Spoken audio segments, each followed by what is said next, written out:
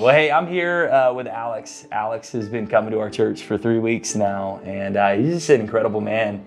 Been really great to hear his story. And, after meeting you and going to Connect Lunch with you, I was like, man, this is a story that needs to be heard.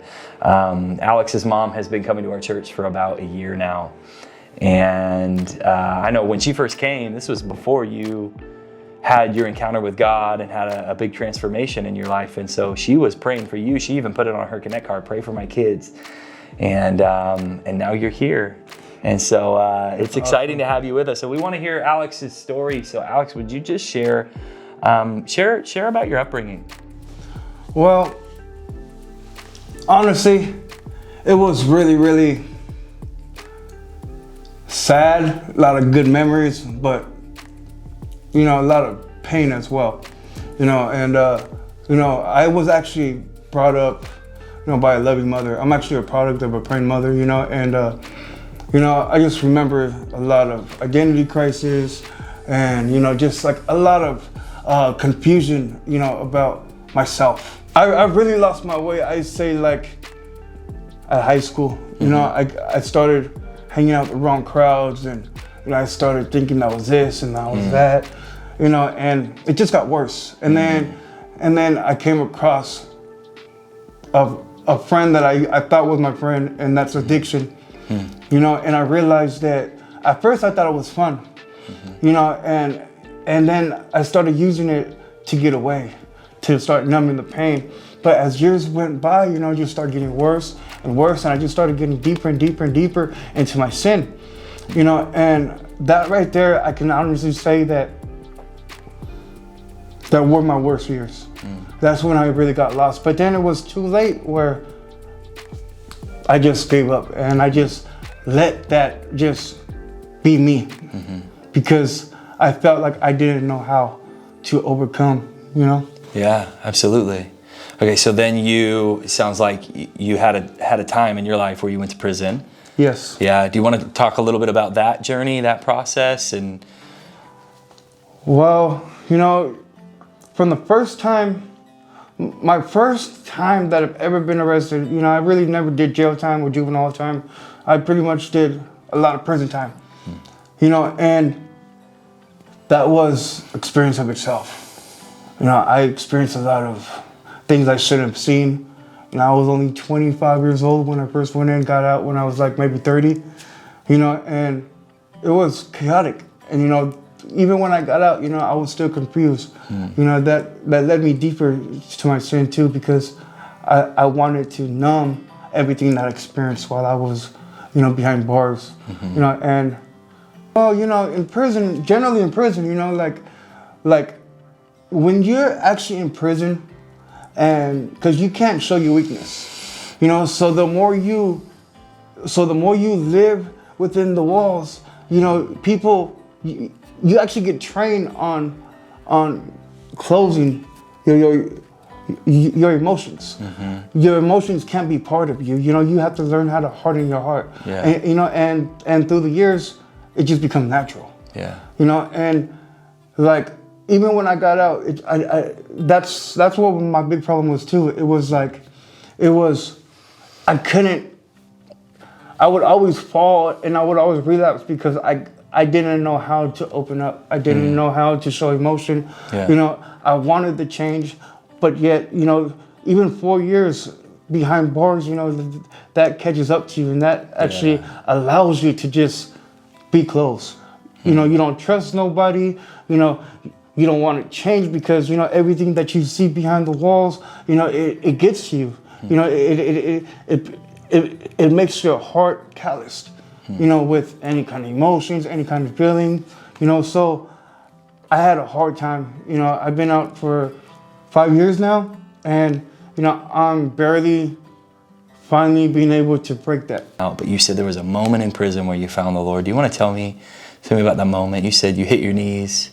So I remember in prison, I knew that I got 2 strikes. My very first time, the judge gave me 2 strikes.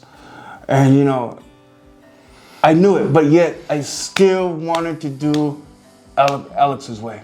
They tried to strike me out with my 3rd strike. behind bars for something I didn't even do. It was then, and I remember hearing my mom's words, pray son, pray son, pray son, you know, because she always, you know, wanted us to serve God. So I remember hitting my knees and I'm like, God, if you please just get me out of this one, I will serve you. I will serve you. I will serve you. You know my heart. I didn't do it. Man, I don't want to be in here for the rest of my life. I remember when the sergeant first came and got me out of my cell, my heart dropped because I thought I was going to be in there for the rest of my life. You know, I knew that time was, I knew that moment had come, and my heart sank, Pastor, and I was like, man, God, you know, maybe this is your way of saying that, you know, this is my consequence because I chose to live a life instead of serving you. So this is what I get. And I remember going into the office and hearing the warden and the sergeant telling me that they didn't find enough evidence to keep me. Wow. And I know that was God, you know. And you know, after I went home, you know, I was still kind of confused, and, you know, but you know, it took me till 7 months ago to actually get to where I'm at today. 7 months ago, you know, I went to a program, you know, it was called Victory Outreach, you know, and while I was there, you know, it was just, I started crying out of nowhere. I'll just be bawling, and a couple of times I was crying for like a full 20 minutes. I couldn't stop crying. I just kept crying and I kept crying, you know, and then after that, like the more I would cry, the more easier it was just for me to open up. Yeah. You know, and I strongly believe that I came to the end of my road of being stuck in the wilderness. You know, I was tired of being tired, you know, and I was open to God, and I kept praying, God, I don't want to do this no more. God, I don't want to do this no more. And that is when I started really feeling His love.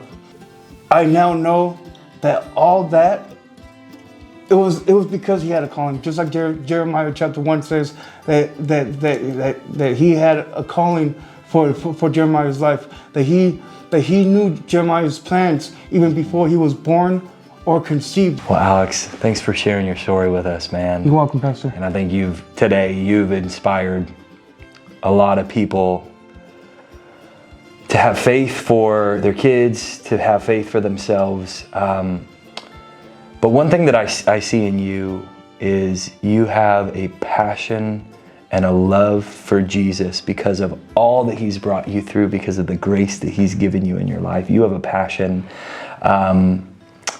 that for me, I've been walking with Jesus since I was 13, and I envy your passion for the Lord in a good way, in the best way. Those who have been forgiven much love much. And the amount that God has forgiven you of, like, you see your sin, you've seen yourself at rock bottom, and you know how low you can go. But what you've also seen is the extent of God's love, that God would reach down that low and pick you up and show you so much grace. And so you have a revelation of God's love and God's grace that many of us don't have. And my prayer in my heart is that we would get that same spirit, man. I think you've encouraged all of us today. And you know, Paul, he says that I'm the evidence of God's grace, right? God's grace is on display through my life every day, and I see that in you, that you are the evidence of the grace of God to the world, and so you're going to make a huge impact on people.